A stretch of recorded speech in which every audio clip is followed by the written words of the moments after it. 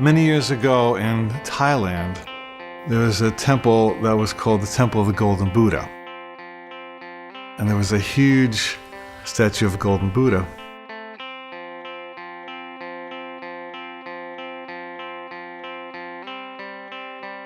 And word came to this village where the monastery was that an army from a neighboring country was about to invade. And they got the brilliant scheme to cover the Golden Buddha, which is quite large, with mud and concrete so that it looked basically like a stone Buddha, and the army would perceive no value in it.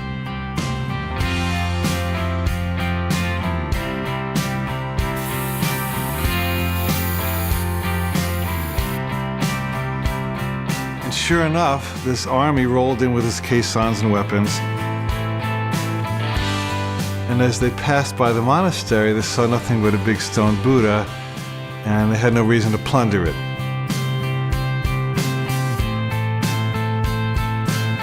Well, years went by because the army continued to occupy it, until there was a time in the monastery in the village when no one remembered that the Buddha was golden, until one day a young monk was sitting on the Buddha meditating on his knee. And as he got up, a little piece of concrete happened to crack off, and he saw something shiny. He realized there was gold under there. And so he ran to his fellow monks and said, "The Buddha's golden, the Buddha's golden." They all came out and they realized he was telling the truth, and they took their picks and hammers, and eventually they unearthed the golden Buddha.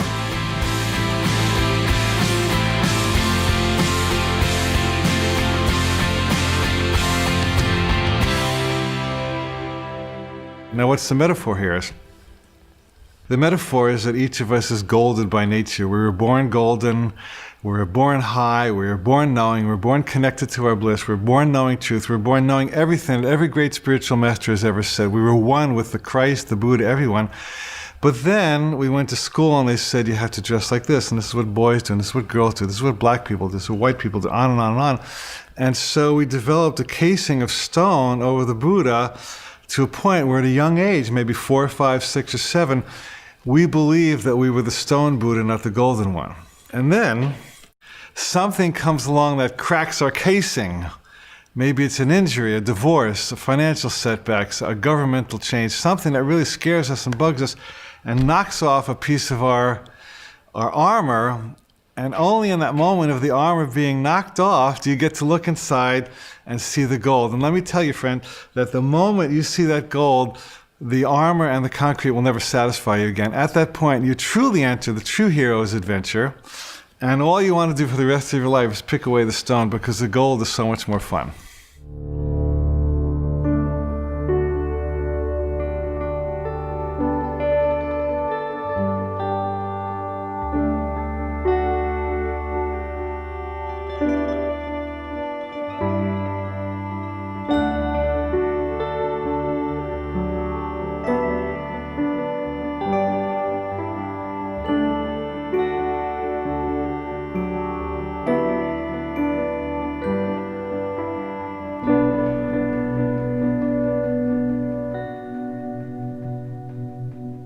Who is Joseph Campbell and why should we care?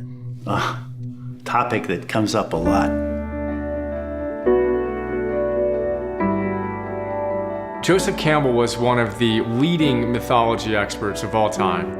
Joseph Campbell is a philosopher, a man who had this ability to see the truth in a world where we've lost sight of that in many ways.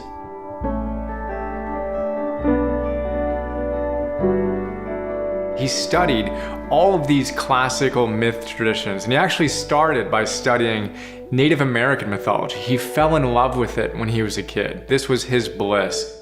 And he wound up studying the Aboriginal cultures. He studied Greek mythology. He studied Arthurian legend. He dissected and really diagrammed all of our stories. He compared the philosophies, the mythic stories of the whole world. All myths, all movies, all novels, all romances. And he find this one story within all the stories that we can relate to no matter where you come from. he recognized that in spite of all the different stories we seem to be telling, there's really only one. And he called it the hero's journey. There must have been thousands and thousands of hero stories from every culture, but until Joseph Campbell came along, certainly I never realized how they all kind of fit together and how they were basically the same story. I was a religion major in college.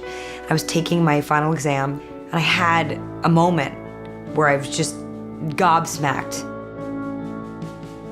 It's just like, holy crap, it's all the same thing. I mean, it is really all the same thing.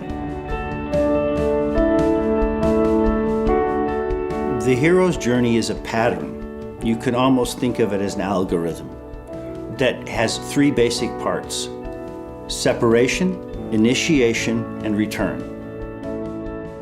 Separation. You are in one kind of a reality, in one kind of a place, you are separated from it. Initiation. You're put into another place where you are in some manner initiated. Return. You come back.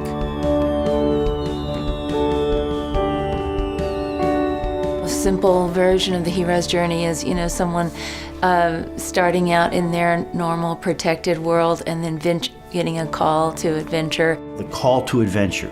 There's a vision, there's a quest. It's the story of the hero enduring some trials. Various trials and ordeals. Meeting different obstacles along the way, people that hurt you, people that help you. Doors will open, as Campbell would say, for you where there are no doors for others. Dragons will appear that are your dragons alone. You get to like the innermost cave where you're really challenged, like the greatest crisis, and you find your true self. The achievement, the glory. But then that's not the end of it. That is to bring that back to the community. There's a return to tell the story. That is a heroic journey. Separation, initiation, return. All of the adventures of the human story are in there. All the heroes, all the villains, all the gods and goddesses, and all of the knights, and all of the fantastic creatures we can conjure up in animation, they're all in there, because they're all in here. Because they're all in here. This is where they come from. If you look at some of the greatest pieces of literature, the greatest works of philosophy, they all have what Joseph Campbell called the hero's journey.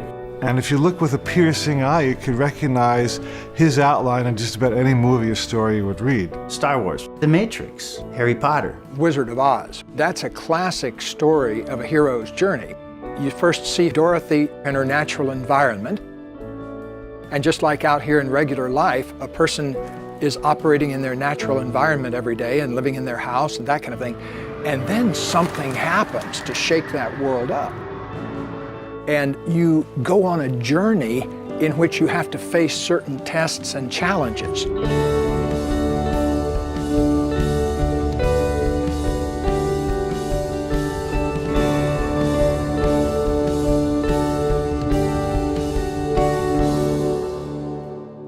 Storytelling is typically about people learning something. You go to a place which is dark and mysterious.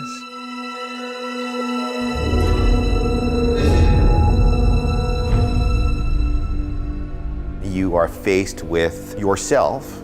There is a relationship between facing fear and this kind of soul game. You acquire a quality, a hidden strength, a value. Moments where somebody is tested, somebody moves to a place where it feels like a crisis point, and then they are restored, redeemed, made better through that trial. And we call them heroes.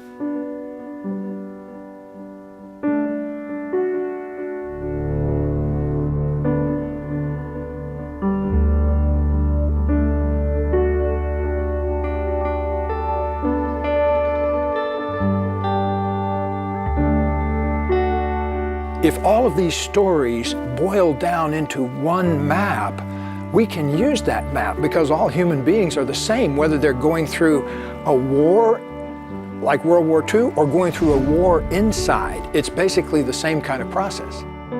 In other words, We're not separate from the characters we see in our movies and in our novels. They are us. It's one journey.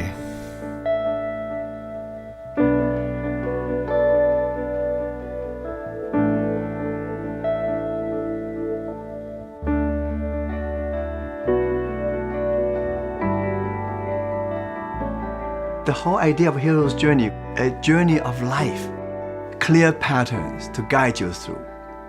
You're born, you have a childhood, you have adolescence, and you try to find a place for you to become an adult.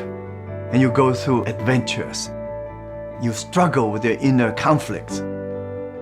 And finally, you become a hero. You slay the dragons. You succeed in conquering all the demons, and you step over thresholds. And finally, you have arrived. We get old, we die, but within this short span, we have to have some meaning, some reason for this existence. It doesn't have to be high and mighty and fantastic. You can have a very simple life, still go through the similar pattern.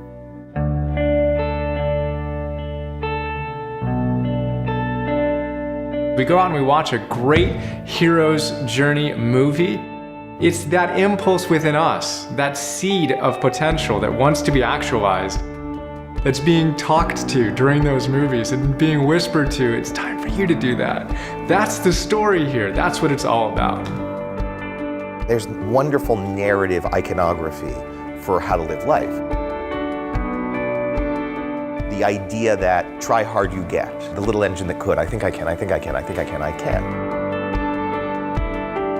This idea that we really can do better, be better, that our greatest selves are still hidden, and that the future is the prospect of coming to terms with that self.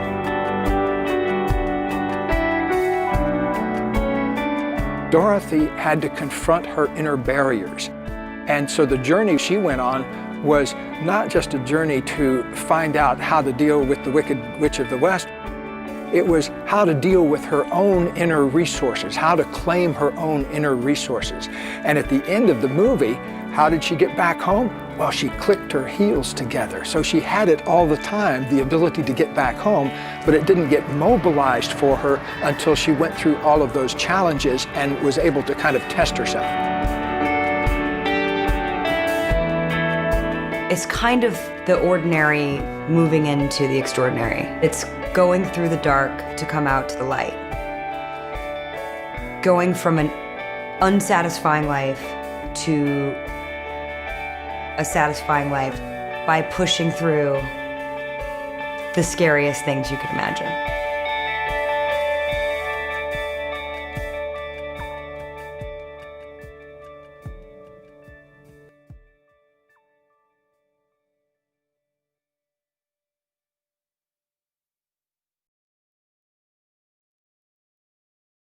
The most important thing that the myths teach us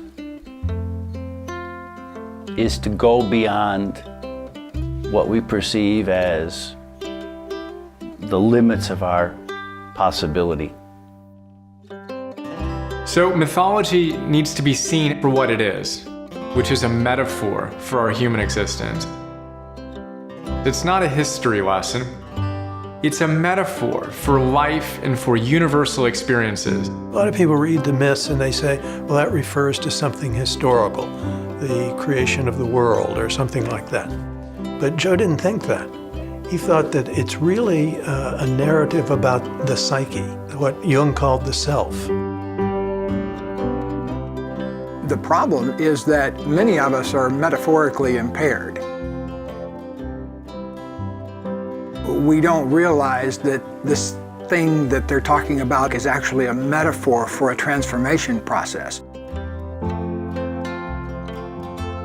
Just kind of like the Holy Grail, where it's not the thing, it's not the actual concrete grail, it's an intangible thing.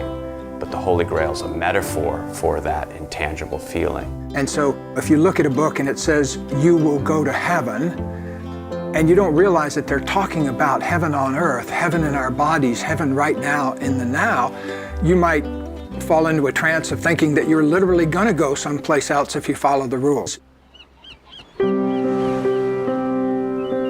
Having been brought up in a mythical culture, I was very familiar with the different motifs and themes that were encapsulated in, say, a mythical being, whether it was the Lord Shiva or Ganesh or a goddess.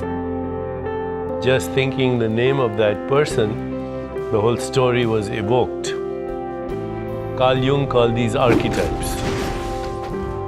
Archetypes are primordial, encapsulated stories or mythologies, and they are in this form of a seed in consciousness. When you plant that seed in consciousness, that archetypal seed, that mythical journey, then that seed starts to sprout. And as it sprouts, the patterning forces create the situations, circumstances, events, and relationships for the unfolding of the story. It's better to have a story to look through at life than an explanation. The reason for that is the story is richer. I say select 2 or 3 heroes and heroines, either in mythology or religion or history, and then ask these mythical beings to incarnate through you. And then don't be surprised when you see situations, circumstances, coincidences, synchronicities, relationships suddenly show up that actually are part of the story that you have been seeking to express.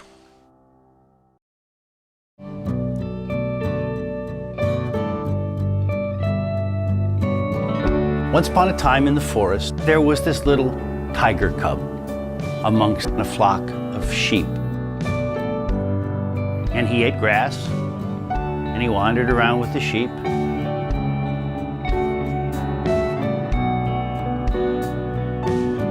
And when he tried to say anything, all that came out was a sort of little meow, not much of a roar.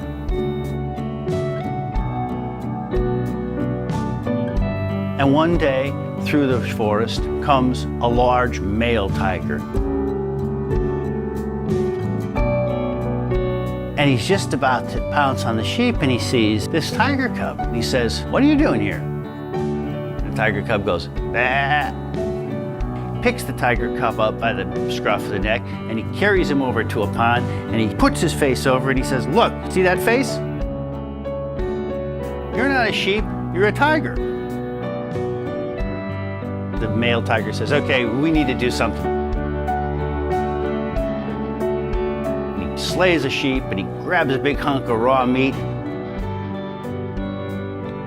and he shoves it in the little tiger's mouth.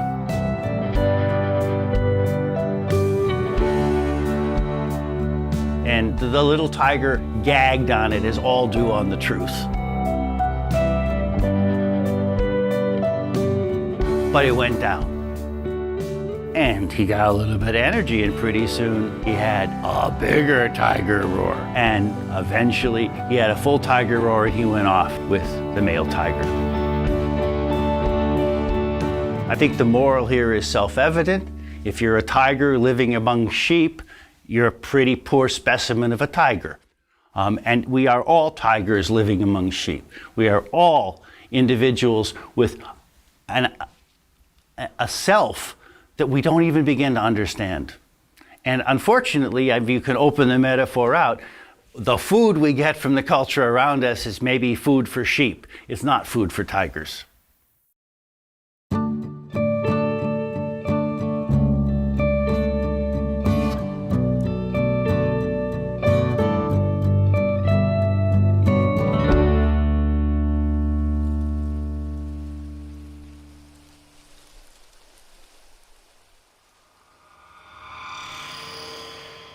Have to catch at least the spark of what your life is going to be, or you may spend those dreary decades in corporate America climbing the ladder only to discover it's against the wrong wall.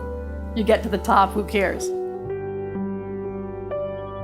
If this path of the hero's journey is fairly simple in design, why then is it that everybody isn't living it?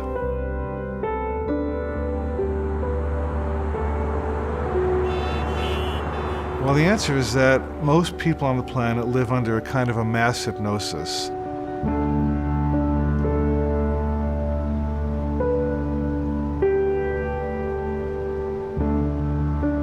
There's a tremendous pressure, even in the media, on really keeping people in their place, in the sense of keeping them happy, tranced out consumers. It's a trance of comfort. It's a trance of not sticking your head up above the crowd very much. That keeps the enterprise going. Most people think it's a luxury and a great privilege to stay home and look at their 800-inch television. If you just space out, you're not developing. We're stimulated by some images and some loud noise. It's about collecting things and stuff and making a lot of money and doing a lot of things, and it's impossible to enjoy that because you end up on that treadmill and you can't get off. And so most people, unfortunately, because they are so victimized by their environment, they have no time to think or be themselves. They become bundles of conditioned reflexes and nerves that are constantly being triggered by people and circumstance into very predictable outcomes and predictable patterns of behavior. There's no creativity.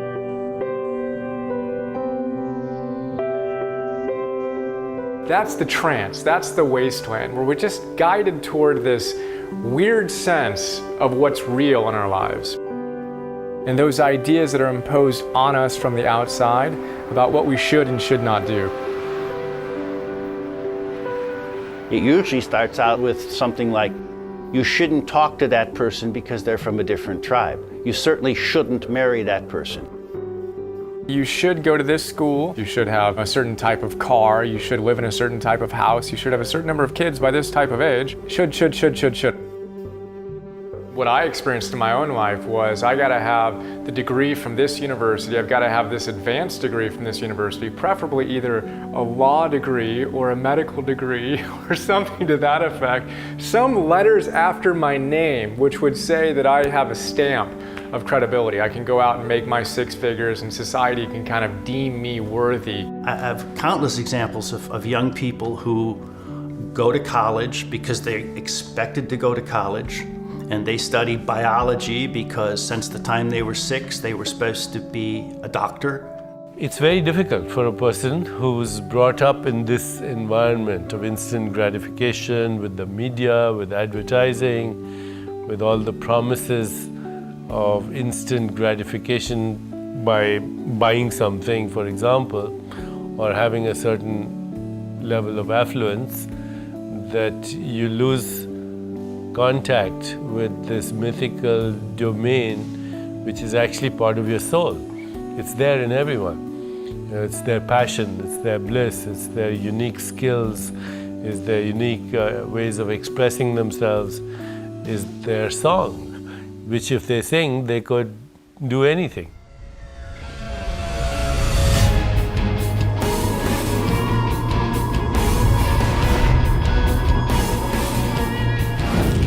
If you look at every heroic journey, the hero has been confronted with the fact that the world that they thought was reality was nothing more than illusion.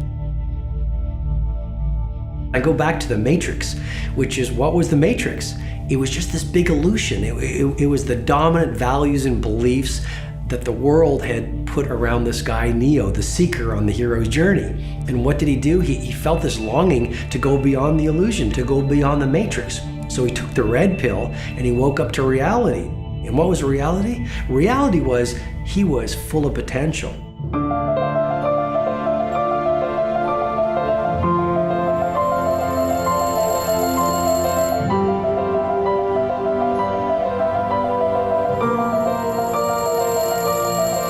Separation begins with what we call the call to adventure. Campbell tells us there's literally almost a phone ringing. It's like the universe, the divine God, whatever you want to call it, literally dialing you up and ringing and giving you a call, asking you to step out and to live your journey. Something breaks into your quotidian reality and makes it impossible for you to continue. Well, you can hang up the phone, you can run away, but it'll keep coming back until you finally answer the call.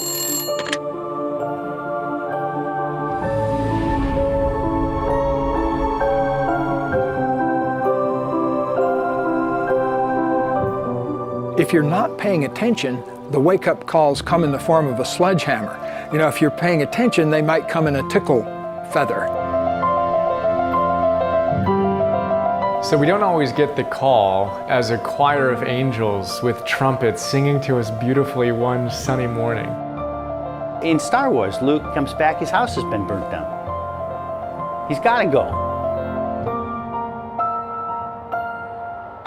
Oftentimes it comes in the depth of our despair, in losing a job, getting fired, getting divorced, having your house foreclosed on. These things that you just would never want to have happen are often the exact things we need to catapult us, to catalyze us into that next version of ourselves. Bad things happen to good people, and when that happens to them, they typically are thrown for a loop. Because they frequently have felt everything's going along, I'm doing everything right. What happened? Well, you know, the universe just upended you, and it does do that. Chinese symbol for crisis are two symbols. The first one is danger, and the second one immediately is opportunity. So crisis is both danger and opportunity. This idea that if one storyline collapses, that's the end of the movie, is not true of human life and never was true of human life. I know people who've prospered in the most extraordinary way in the worst type of adversity. It's actually revealed something to them about themselves they didn't know, and that became the new journey they took. Let me put this into really practical 100-pound terms, because if the camera had been pointed at me when I was 24 years old, what it would have seen was a person who weighed 320 pounds. You would have seen me puffing on 2 or 3 packs of Marlboros a day, a relationship that I didn't want to be in, and I had a job I hated. Everything was wrong in my life. And so those are ripe moments for a wake-up call in life. You know, if you haven't been paying attention enough so that you end up with a job you hate, a relationship you don't want to be in, a body you don't like, and you're addicted to a bunch of things, you're ripe for a sledgehammer blow from the universe, and I got it. You step over a threshold, meaning you move from one world into another. Sometimes you're shoved from one world into the other. I went out for a walk, and I stepped on the ice on the road, and my feet shot out from under me, and I smacked my back of my head on the ground, frozen ground, and it knocked me out just enough. I wasn't completely unconscious, but I had a vision while I was semi-knocked out.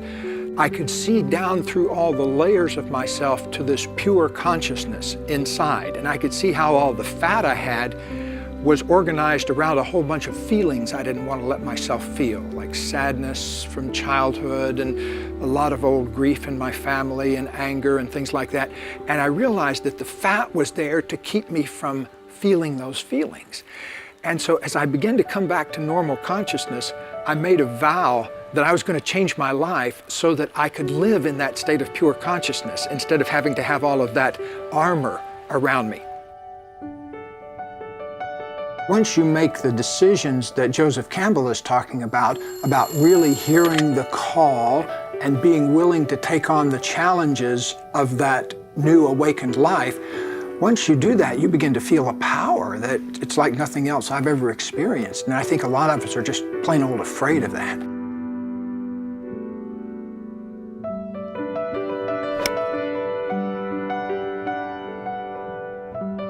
I tend to think that people wake up to the fact that they're the hero of their own life when they get tired of being the victim of their own life. At the point that that you say enough, I don't want to listen to my parents anymore. I have had it with my boss. I'm really having problems perhaps with the sermon I'm being taught. You can either surrender to victimhood, and a lot of people do, or you can surrender to a fundamentalism. You can basically give your responsibility to someone else and say, tell me what to do and I'll do it. Or you can say, I have a choice here and I'm responsible. Now, what does it mean to be the hero of your own life? It means to be responsible for your own adventure.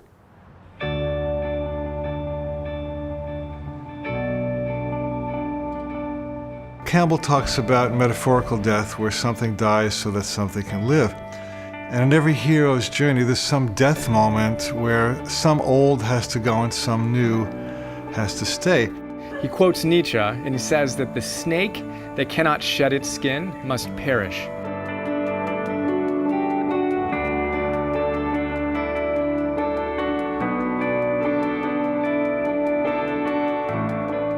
When death is a motif in a myth, it doesn't refer necessarily to what happens at the end of one's biological and physical existence.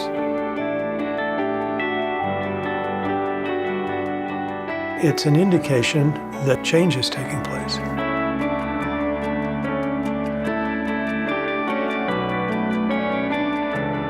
I went through that process when I stopped being a tribal administrator and started becoming a writer. I put that aspect of myself away.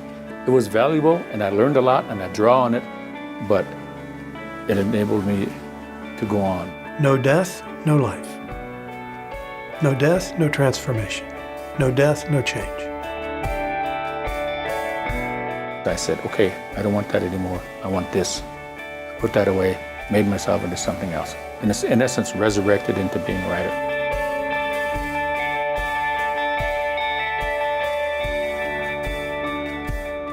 The whole key to blessing death is to recognizing that it's just a death of one old form that has played itself out and has no use anymore, which always, as the phoenix rises, and gives way to some new form that has new intrinsic meaning and makes your life even bigger and better.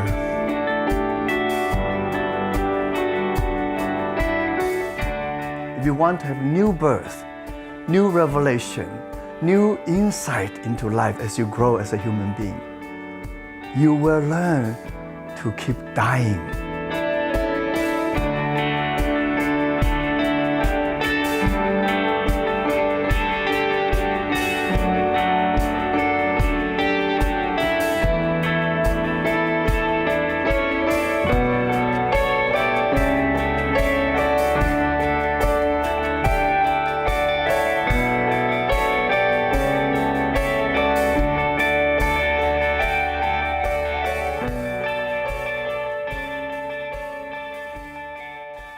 I think it's tricky to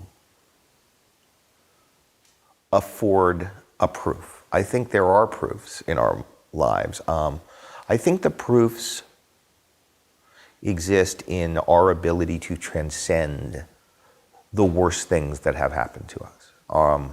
My proof is I was abused as a little boy, and not something I chat about typically, but in this context, it was the worst thing ever, you know, and it went on for a very long time, and I was very young.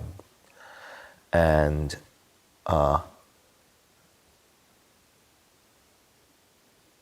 I'm who I am in part because I had to face that, because I had to wrestle with that, because I had to accept that and acknowledge that and forgive and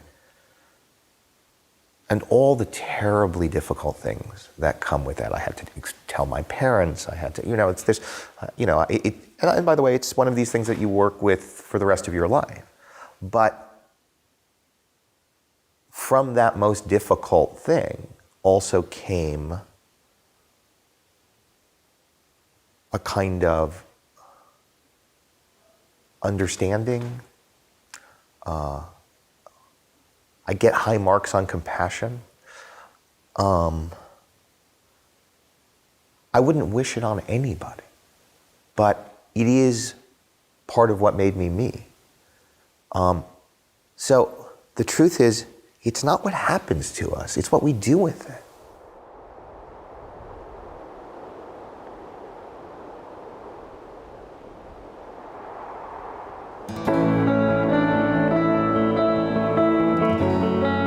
The forest represents the darkness, the unknown, the edge of your world. And it takes the courage of a hero to go into that forest.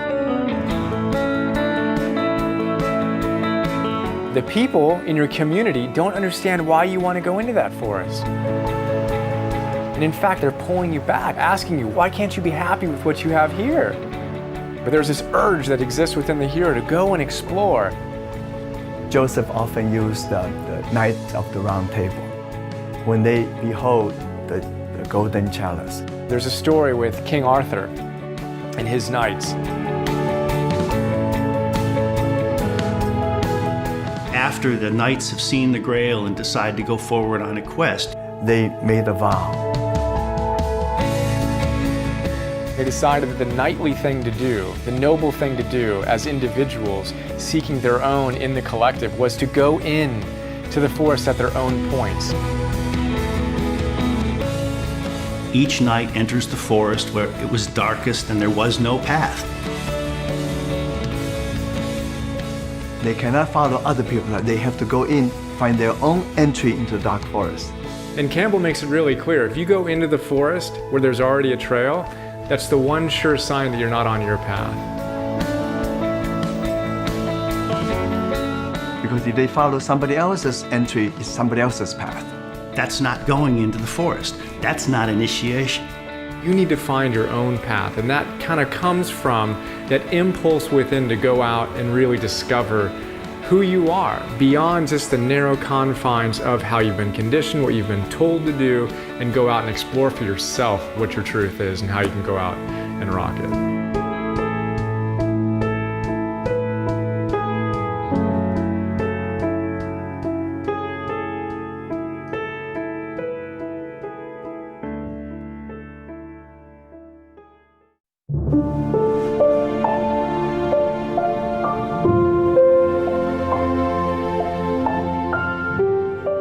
The hero's journey for me is having the courage to look within yourself and say, what am I here to do? What am I most passionate about in my life? What are my greatest gifts? How do I give them to the world? And Joseph Campbell captured it with the phrase, follow your bliss.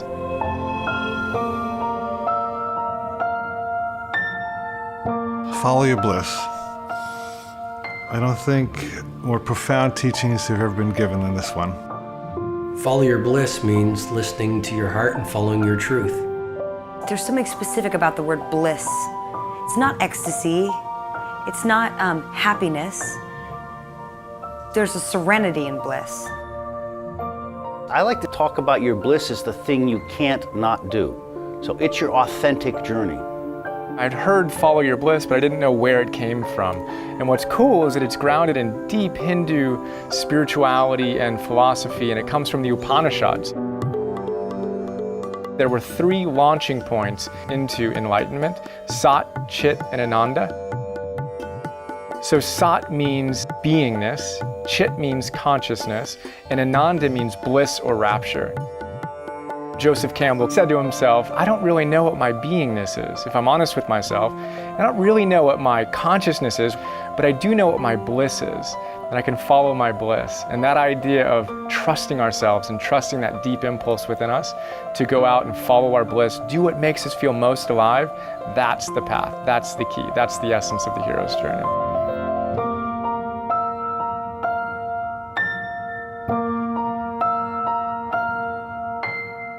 Follow your bliss does not mean get addicted to pleasure. It's more than just something that you wish for. It doesn't mean escapism. It doesn't mean hedonism. It doesn't mean selfishness.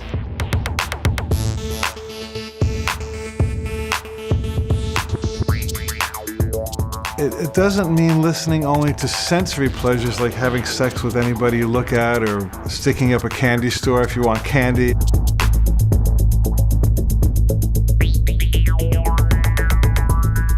Don't follow what other people think is your bliss.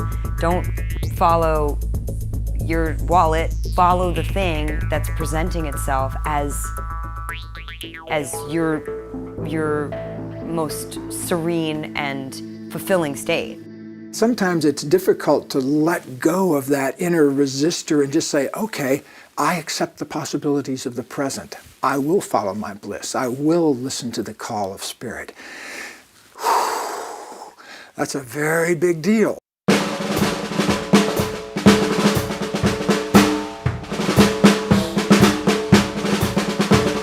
Daddy said, what do you want to do? I said, I need to leave school. I'm never going to learn anything. I'm not going to university. I said, I want to play drums. I've learned to play drums in the attic, and that's my world, and totally naive, like, psh. So Dad sends me off to London with a drum kit. So I went to London, and all of it came true. Of course, I'm not sitting here, I've got to be rich and I've got to be famous, but I have to be doing something I love to do. And I have so much passion, and I didn't even know what that was really all about, but I do now.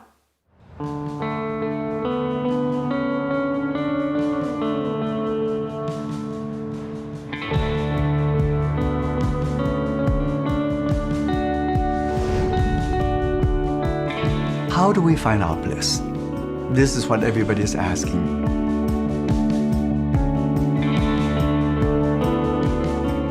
First thing is, ask yourself, what am I passionate about? You know, what are the things I love doing?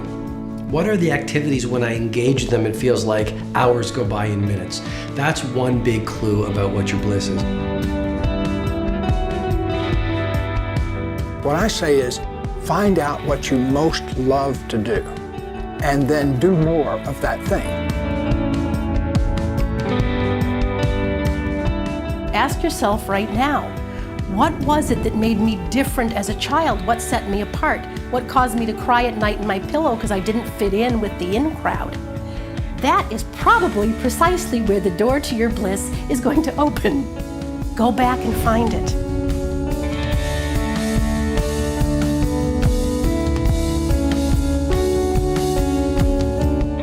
Let's say you never had to think about money, and you never had to think about time. If you had all the money in the world and all the time in the world, how would you express yourself, and how would that benefit the ecosystem, the larger web of being? We have to find a way of reflecting on those experiences we've had that engaged us and where we became lost and totally absorbed in them. So for some people, a way to do that might be to write these things down. Others don't think like that. They don't like to use words all the time. So maybe collect some images, cut some images from magazines, collect music that's always inspired you. But some way to bypass that outer barrier to your own sense of energy. It's not about being successful. It's not about feeding your family. Write some bad poetry. Do something that gives you that moment. You can write in a journal, because writing in a journal is a conversation you have with yourself. You can get to know your gifts, your talents, your weaknesses, your hopes, your dreams, your lessons.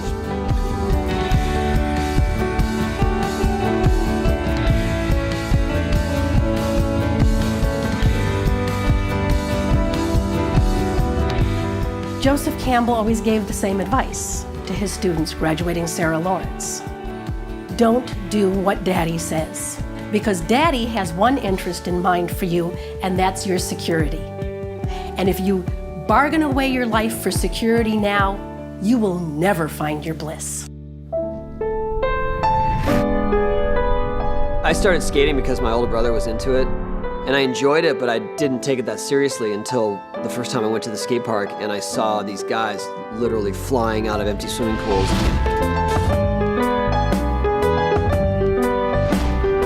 I got so excited that that was even possible as a person to be, to be flying in the air with a skateboard in your hand. Once I saw what was possible and what you could do with this thing that I had come to enjoy, I had to keep going. I mean, I just wanted to fly.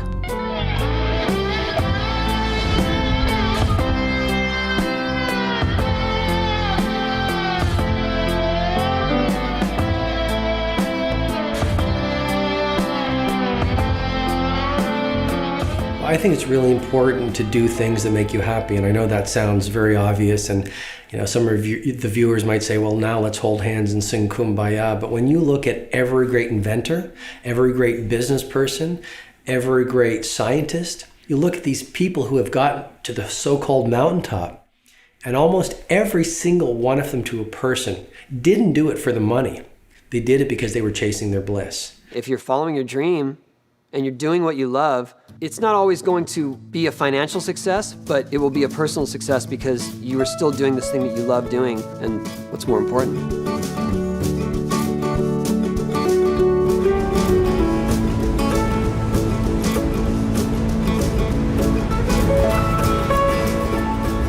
I would describe my discovery of surfing exposure.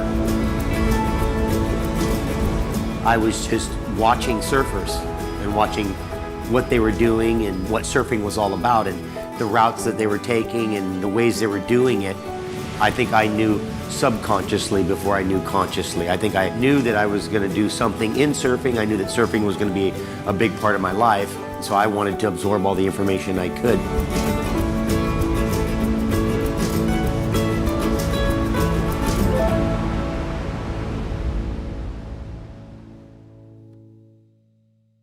Just because you don't know what the call on your life is right now doesn't mean play ostrich and stick your head in the sand and say, well, just because I don't know it, I guess I shouldn't move towards anything. The very fact that you're looking for your bliss means that you're in the process of getting to your bliss. I mean, part of life and part of the whole journey is exploration. Human resources are often buried very deep. We don't know they're there. And we don't know they're there often because we don't look for them. We don't take the journey. Some people found them, and many people have not found them. And because they've not found their talents, they think they don't have any. I believe passionately that we all have deep talents. Go looking. Try things you've never done before. If there are things you wish you'd done, but you never did, well, why didn't you? Go and do it. Try. If you always go the same route to work, take some different route. If there are people you never speak to, go and speak to them. At least put yourself out there. But don't anticipate what you'll find. Put yourself in uncomfortable situations at least every 7 days. If at least every 7 days people aren't laughing at you or scratching their heads, wondering why you're dreaming so big or doing what you're doing or have such a fierce resolve to achieving your goals, then I don't think you're stretching enough. And ultimately, we grow the most through the things that stretch us the most.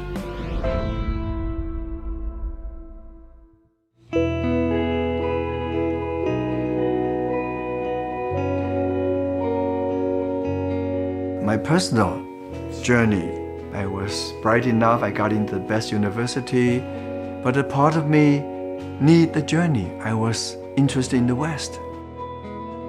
So I jumped at the next opportunity to get a scholarship and then get on the boat and my slow boat to the West. It took 14 days. I landed in Portland, Oregon, and to be a foreign student, I stretched myself. I arrived, I know very little English.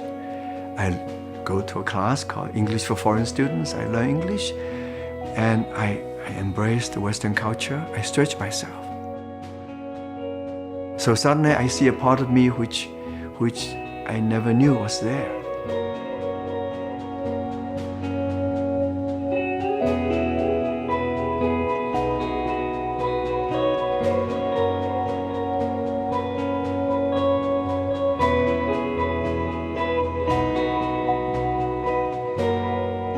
One of Joe's most beloved quotes about bliss is that when you follow your bliss, the universe will open doors where there were only walls.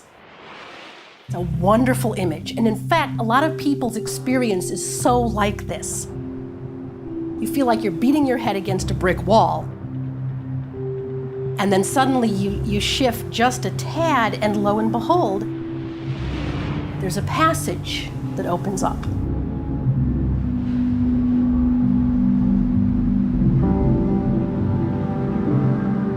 When you truly step forth and trust your bliss, unseen forces have the power to rearrange things to accommodate your step of faith.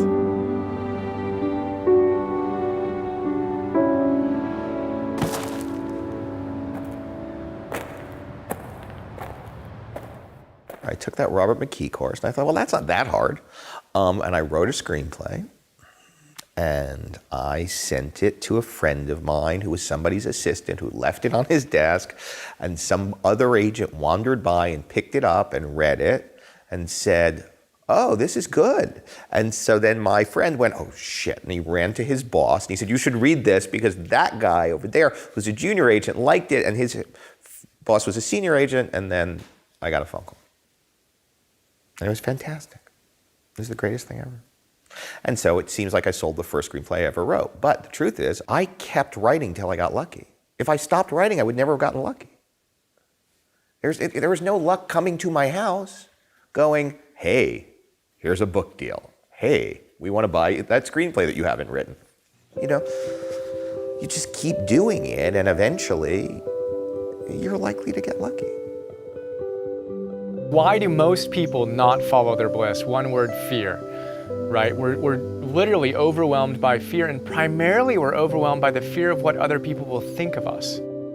Campbell says that what will they think of me must be put aside for bliss. One of the biggest inhibitors to following our bliss is what will they think of me? Am I going to look like an idiot if I follow my bliss and I fail? Am I going to look like a fool? All these different questions come into our mind. Your friends and family, who can be very well-meaning, but really will collude with you to create a story that it's hard for you to get out of. For example, don't do music, you won't be a musician. There's no point trying to be a dancer because you'll never make a living doing that. I think that's the first step to the journey. They're the demons we often have to face down. We are each our own greatest inhibitors. And so people could say, oh yeah, this guy's holding me back, or this situation, but really you're holding yourself back. You're deciding, hey, I don't want to look bad in front of those guys, or I don't want those guys to say some bad things about me, so I'm not going to do that. Who made that decision? You. I'm not going to do that. It means you've decided.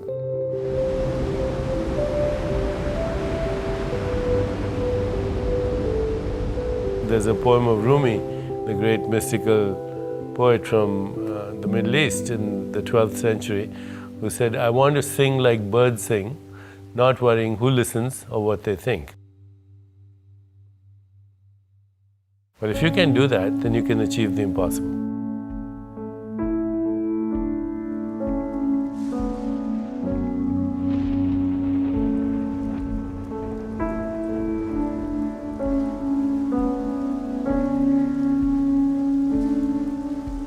For me, one of the most formative times, the first probably most formative time, was when I dropped out of law school. All of my friends at the time told me at least stay through the first year, and I couldn't make it through the first semester. I was literally nauseous at the idea of completing this. I burned my resume. I had no desire to live within the corporate world in any sense. And in the same 24-hour period of time, ended my relationship of 5 years and dropped out of law school. It was an incredibly gut-wrenching, soul-wrenching time. Moved back in with Mom. There were several months where I just laid in bed and slept and read, and it wasn't a pretty process. But the only thing I knew I wanted to do was to coach a Little League baseball team. The little bit of instinct that I had, the little bit of bliss I had in my life at that time was to work with these kids. And I had no idea what would come out of it. And then 3-6 months later, I had an idea that, wow, there's an amazing opportunity to serve families in sports. The internet was just getting going. This was 1998, and I had a vision of what I could do to serve these families and created a company that there's no way I could have imagined when I dropped out of law school. No possible way. But as it turns out, I started this business. We won the business plan competition at UCLA. We raised $5 million. I hired the CEO of Adidas to be our CEO, and we hired the law firm that I would have wanted to work for before I graduated from law school. So just this beautiful, sense of this is it. This is what happens when we follow our bliss. Magical things happen that we couldn't have imagined when we're going through the tough point of making the decision to take the leap, to go for it, and to make the difference in our life.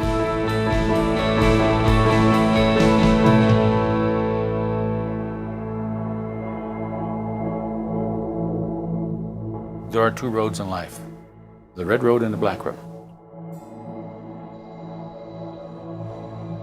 red road is the tough road because it's narrow, it's winding, it's full of storms, it's full of obstacles. The black road is easy. It's straight and it's wide, doesn't offer any challenges. The storyteller never says, you have to travel this road or you have to travel this road. They end up telling you the story of the red and black road by saying this, the choice is yours. Always the choice is yours.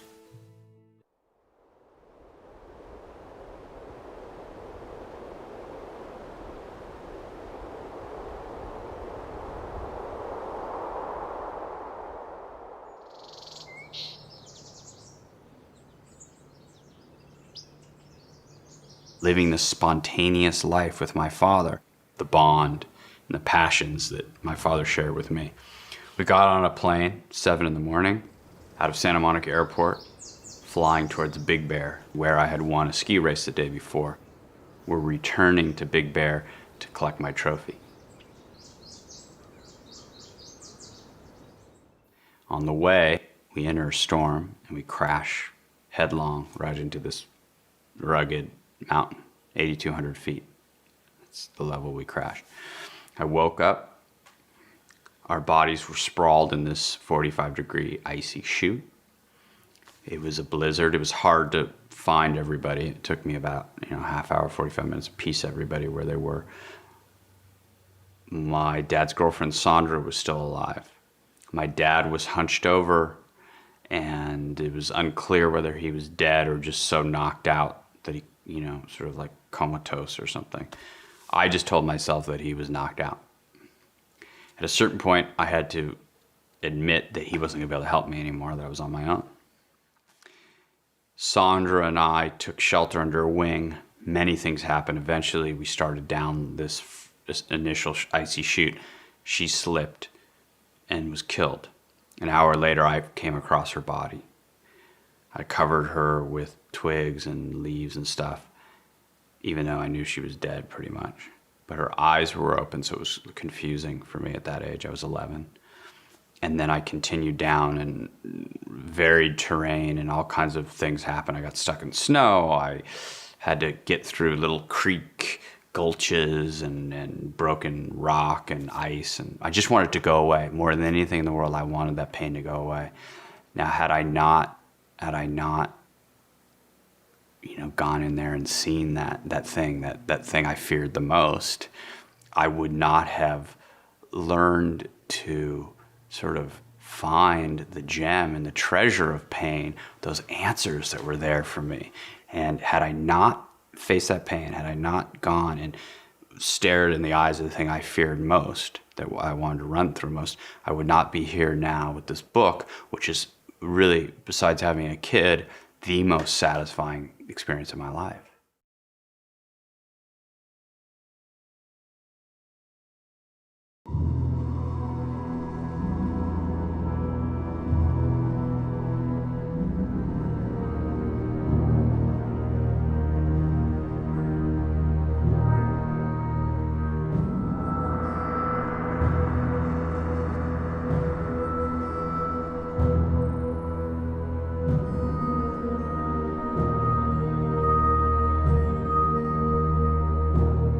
Campbell talks about the fact that when we go on the hero's journey, there's a dragon we must slay. Now, a dragon is the most challenging, fierce creature that can ever be created in mythology.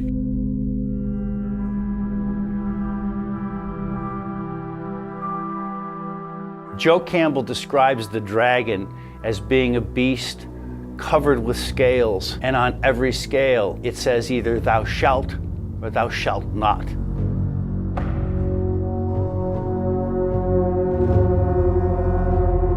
So this beast is a construction of all of the rules, regulations, social obligations, cultural accretions that have made you feel that you either have to or can't do certain things.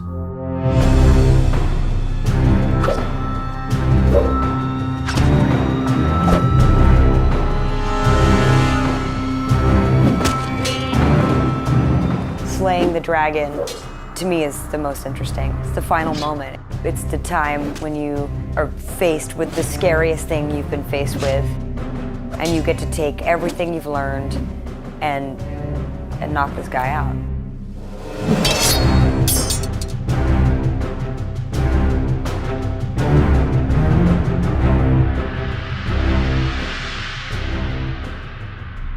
If you were to ask me, what's the one thing that keeps people from their mountaintops? What's the one thing that keeps people small rather than allowing them to present their genius to the world? It's their fears, or as Joseph Campbell says, it's their dragons. Fear is anything that gets in you. It's a beast, it's a monster.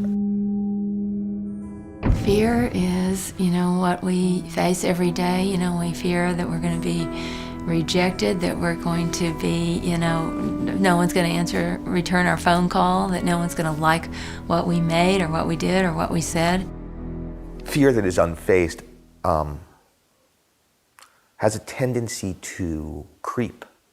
It moves through your experiences. It starts to toxify your perceptions. You become scared.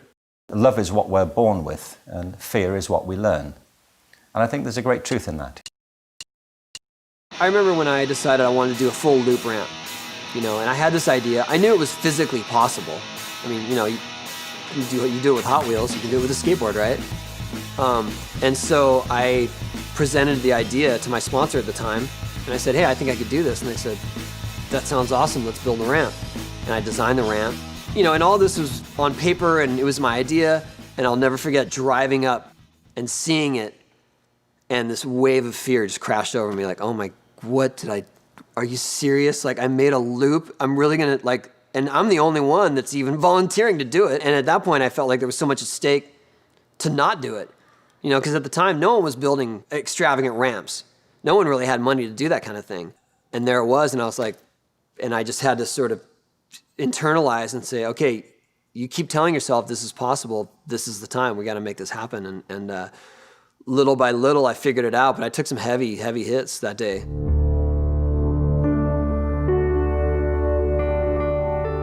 Actually, now we own one for our Huck Jam tour that we can do on tour every single night, but that first time, that was just frightening. But I had to really step back and go, okay, you can do this.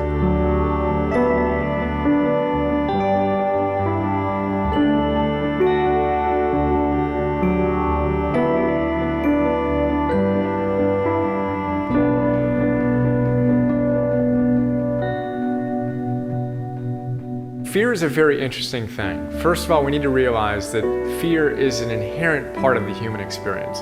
But it's not about getting rid of fear. Where's it going to go? There's nowhere for it to go. The issue is to have courage, to move forward in spite of the fear you feel. The courage is not a lack of fear. The courage is dealing with your fear. Nobody would ever be described as courageous who didn't confront their own fear. That's not courage at all. It's just doing something that you find relatively unchallenging. Courage is when you know what to do and you do it. And lack of courage is when you know what to do and you don't do it. Courage is the ability to get up after you've fallen and try again. Exploring the unknown and trying stuff that maybe people have thought was impossible. It's just like a muscle. If you want to get strong, or you want to run a triathlon or run a marathon or do whatever you want to do physically, you need to train. You need to get stronger. Courage is exactly the same thing. Think of it like Courage Gym. You've got to consistently go up to your fears and go one step past them, one step past them. And you'll find that your comfort zone expands each time you do that. Things that used to freak you out won't freak you out as much. And now you have the tools. You have the strength, literally, to lift more in your life as you face your fears more and more authentically. There is some power monsters get by being darkened in the closet. And there is some diminishment by facing them head on.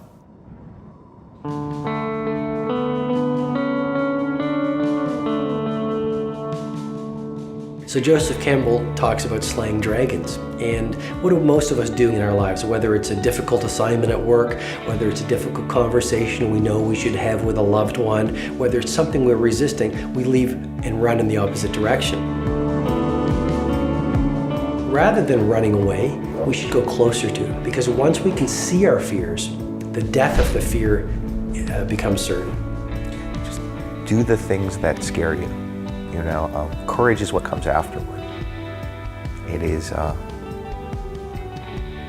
okay to be scared. That shouldn't stop you. It's a healthy warning, but it shouldn't stop you.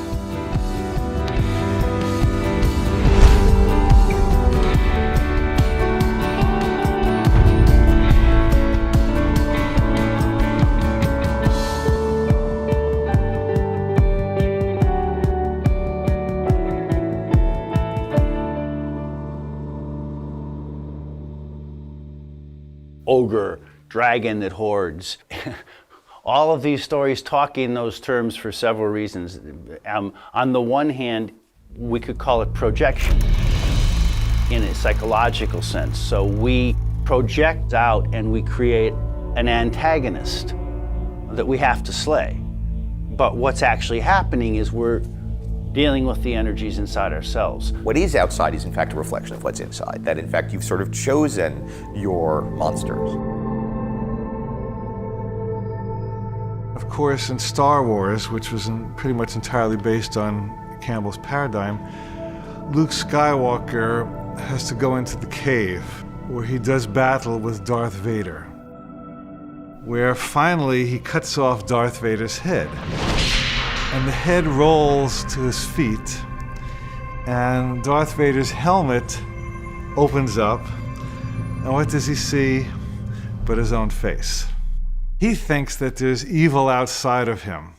When the struggle between good and evil is understood to be going on inside of us, it can be very beneficial. This is part of a personal transformation, overcoming our negative aspects, emphasizing our good ones. But what often happens, of course, we want to feel that we are good, so we don't find the negative within ourselves, we're going to find it somewhere out there. The great obstacle for most of us really is ourself. You know, if we can overcome that basic fear about what we might achieve and we take that risk, I think all kinds of things open up. In Campbell's terms, you know, we can all be heroes.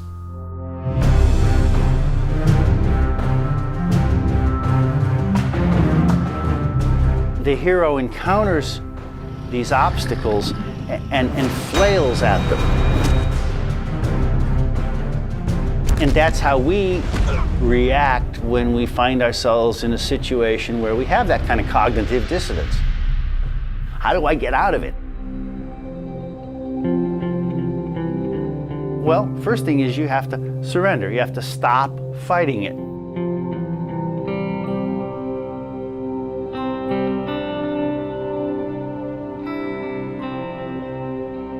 So slaying the dragon is really coming to terms with that inner part of yourself that you think is bigger than you. And in doing that, then you grow a bigger sense of yourself.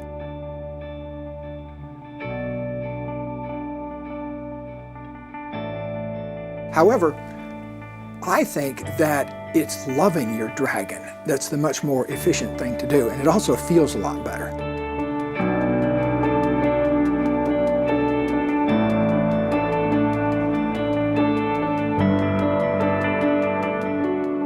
When you do that, then frequently whatever the dragon was hiding, hoarding, they step away and give it to you. They give it to you. Because what are you fighting? You're fighting yourself. When you stop fighting yourself, then you're no longer engaged in the fight and you're open to what might come to you. There's always a gift in battling demons and overcoming them, because that's what our soul's journey is about. It's about facing fear and growing beyond it. And as we overcome our fears, we gain power. If we look at our lives, the best, most rewarding moments have come after a struggle.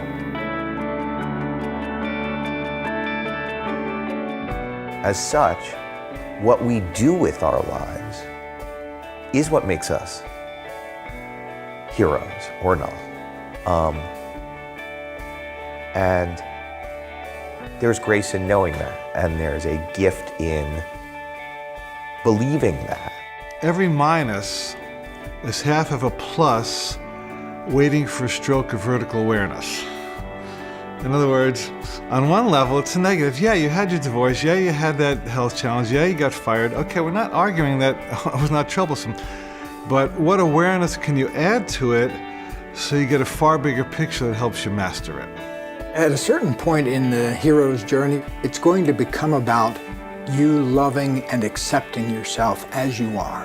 That's a powerful moment because that lines you up directly with the universe. Now there's no more war going on inside yourself. And as that gap heals between your unlovable self and your ability to love that unlovable self, you gain an awesome power in life.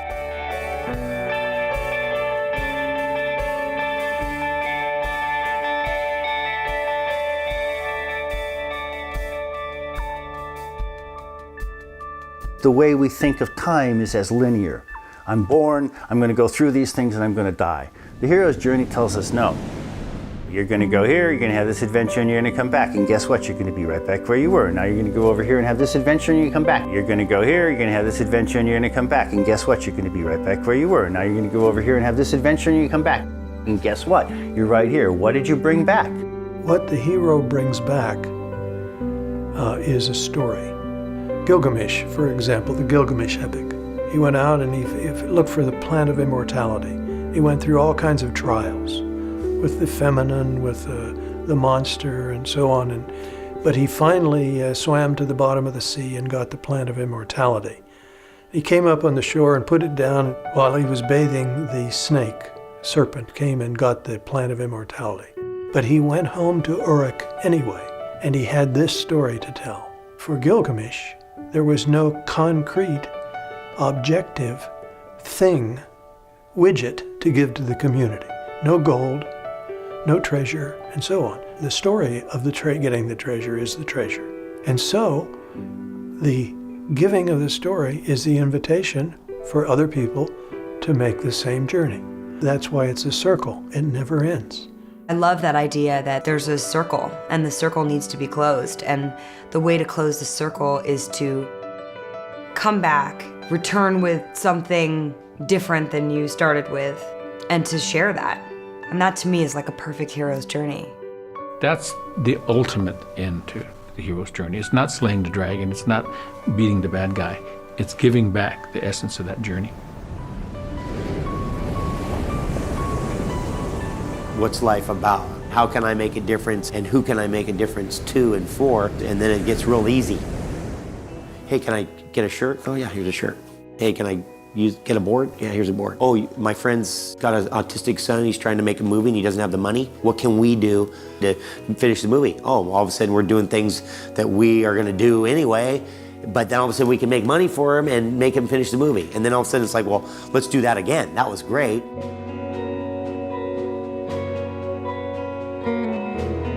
When I found this success in skating that I never dreamed possible, the first thing I wanted to do was to try to help kids get a facility, and that was the first thing I did. I started a foundation for public skate parks.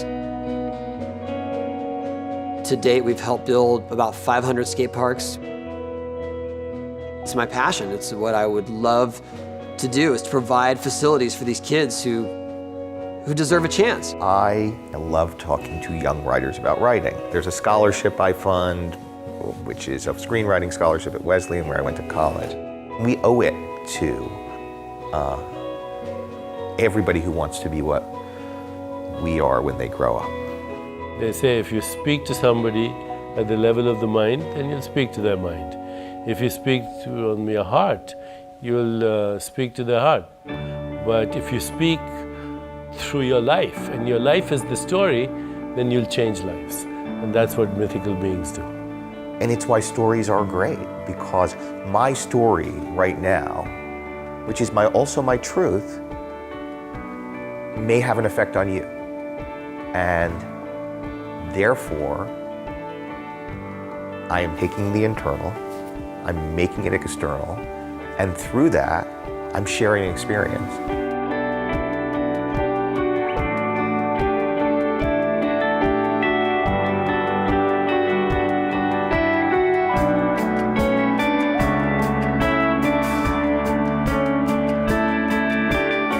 No matter how long you get to live, life is ultimately very short. And before all of us know it, we're going to be dust. And the street sweeper gets buried next to the CEO. And all that really matters at the end of the day is how big we showed up and how courageous we were.